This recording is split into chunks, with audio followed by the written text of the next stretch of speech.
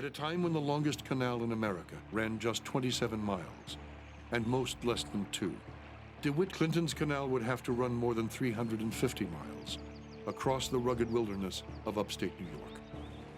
Thomas Jefferson himself rejected the scheme outright, calling it little short of madness. So did President James Madison, who warned that its $5 million cost would bankrupt the federal government. But DeWitt Clinton would not be deterred. The Great Erie Canal, he declared, would make New York one of the most splendid commercial cities on the face of the earth.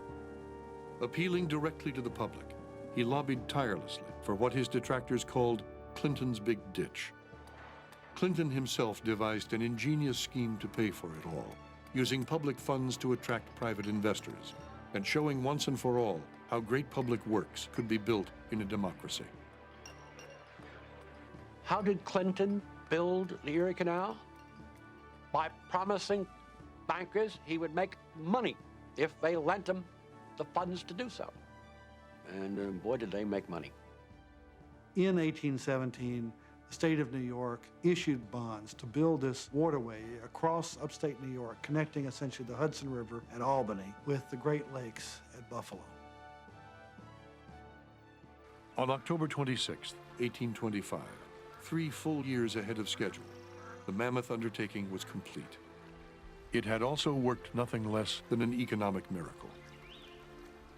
It had once cost more to ship a ton of goods 30 miles inland than all the way to England, and taken more than 3 weeks to move a ton of wheat from Buffalo to New York. Now, it took just 7 days, and the cost had been cut from $100 to less than $6. It just brought things alive in America as they had never done before. And that canal brought the seaborne Atlantic trade right up into the central of the American Great Plains. It made New York the only American city that connected Europe on one side with the heartland of the continent on the other. And that has been New York's strength ever since. So that New York City is becoming a kind of national city, pulling the country together. The national capital may be in Washington, but the economic capital is in New York.